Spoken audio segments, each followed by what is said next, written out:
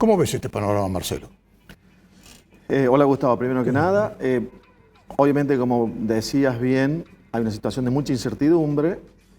Quedó claro después de la elección, al otro día se anunció, esa misma noche en realidad, después de que perdió el oficialismo, aunque perdió por menos de lo que había perdido en las PASO, al otro día ya se comenzó a hablar de un posible acuerdo con el FMI. Evidentemente se lo había postergado solamente por la elección. Claro, incluso en el propio discurso grabado del presidente Fernández, ¿no? Donde había dicho que había que arreglar con el FMI. El tema es que ahora quedan 3 meses para hacer el arreglo, porque en marzo hay un pago de un monto muy importante, queda diciembre, enero, febrero, y tampoco creo que lo dejen llevar hasta febrero.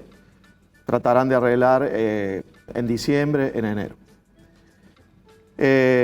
Entonces, con el fondo, además de refinanciar esa deuda que empieza a vencer muy fuertemente desde marzo, es probable que quieran también hacerse de algunos dólares billetes para las reservas, porque el gran problema que tiene el gobierno es las muy escasas reservas que tiene.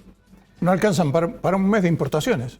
No, incluso cuando se hace un cálculo de reservas netas, pero también se restan el oro, porque si el gobierno, ya sabemos, si empieza a vender el oro para pagar obligaciones, sería una muestra de debilidad muy grande. Entonces, si restamos el oro y los derechos especiales de giro, que es la moneda del FMI que le ha entregado el gobierno, da cero o hasta negativo. Si da negativo, si las reservas netas son negativas, quiere decir que están empezando a usar los dólares de los encajes de los depósitos bancarios. Exacto. De los depósitos en dólares. Digo, no quiere decir que el otro día va a haber un problema más grave, pero hay que seguirlo con mucha atención. Están muy jugados por ese lado. Cuando un país tiene muy poca reserva, normalmente devalúa la moneda. El gobierno sabe que si devalúan el peso, aunque sea en forma intermedia, vuelve a subir la inflación, vuelve a caer el salario real, el consumo y la actividad. ¿De cuánto es la paridad real en este momento del dólar? ¿30% más de lo que está actualmente? Por ejemplo, llevarlo al año 2007, al dólar del 2007, que fue un año con un dólar que no era el del 2002 de Duhalde y que la economía generó excedentes con precios internacionales más o menos buenos como hay ahora, estaría 30% por debajo. Pero sería para llegar a un tipo de cambio muy bueno para el exportador y también para los que compiten con las importaciones. Si se siguen con problemas las reservas, van a tener que dar algún salto del tipo de cambio, difícilmente menor al 20%.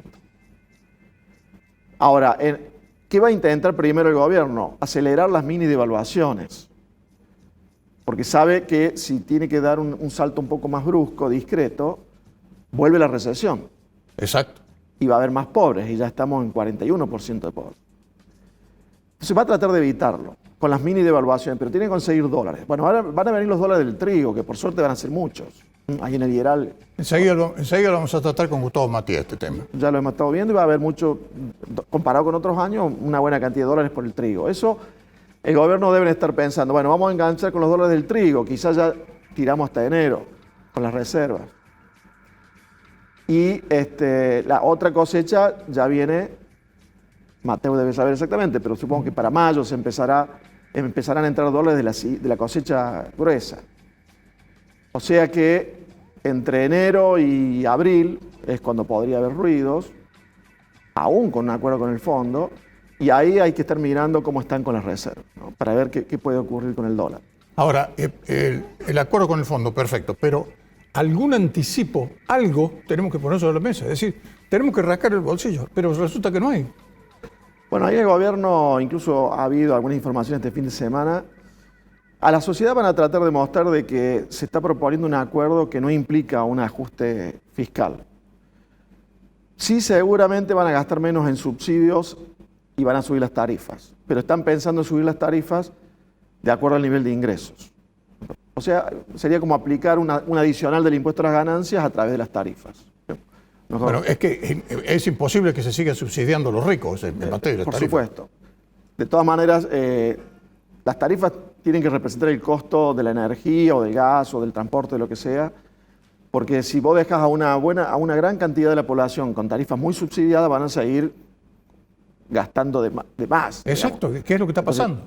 no es solamente de reducir los subsidios, sino también la señal de precios y de incentivos que hay hacia el mercado. Entonces, en el gobierno deben estar pensando, ese ajuste de los subsidios y las tarifas no le va a afectar tanto a la base electoral. Ese es el cálculo que deben estar haciendo. Pero no creo que el Fondo Monetario se quede solo con el tema de las tarifas, sino que debe estar hurgando algunos otros temas. El dólar, ya han dicho que tiene que haber un ajuste fiscal. el resto del gasto. Lo que pasa es que acá lo van a tratar de mostrar como que no es un ajuste, porque la gente se confunde también con la inflación. Pero si de nuevo los salarios públicos, si de nuevo el año que viene suben por abajo de la inflación, eso es un ajuste. O si las jubilaciones el año que viene llegan a subir de nuevo por debajo de la inflación, eso es un ajuste. Sí, es que es lo que va a pasar. Es decir, Y le van a algo volver de a pegar eso- un tijeretazo algo de eso puede a los haber. jubilados. ¿Cierto?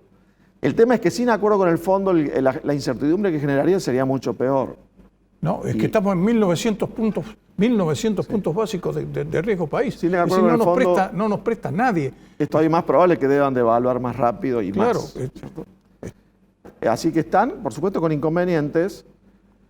A la oposición también le puede servir que haya un acuerdo con el fondo, porque de lo contrario, supongamos que de acuerdo a la elección última tiene más posibilidades para el 2023 la oposición que el oficialismo. Pero para la oposición es muy importante también cómo va a tomar ese gobierno o cómo se lo van a entregar. Claro, porque si no es una bomba, no con una mecha, sino con un montón de mechas, todas Así encendidas al es, mismo como tiempo. fue el 2015. Claro. Entonces un acuerdo con el FMI puede ayudar a generar una transición un poco más ordenada. Y si gana el oficialismo en el 2023, y bueno, si esos 2 años fueron más o menos ordenados, va a seguir en el gobierno con una situación que no está tan complicada, ¿cierto? Entonces no hay que ver el acuerdo con el FMI como que es algo para beneficiar al FMI o a países extranjeros. Nos tiene que beneficiar a nosotros los argentinos. Efectivamente. Porque los argentinos tenemos que aprender de una vez por todas que cuando los gobiernos son muy deficitarios o dejan atrasar mucho el dólar y después hay que ajustar todo eso de golpe, genera unas crisis tremendas. Y ya y la eso- hemos vivido. Y A eso todas. golpea más a los de menores ingresos y genera mucho más pobreza. Entonces hay que tratar de evitarlo. Y eso se evita haciendo las cosas bien de arranque y no esperar a que se generen tantas distorsiones en la economía. Bueno, ojalá que esa sensatez absoluta que estás expresando aquí en Córdoba del Mundo sea la que prime en las decisiones del gobierno, porque si hay algo que ha faltado, además de aptitud y sobre todo saber exactamente qué es lo que hay que hacer, es certeza y serenidad para tomar las medidas. Muchas gracias, Marcelo, por tu presencia. A vos, Gustavo.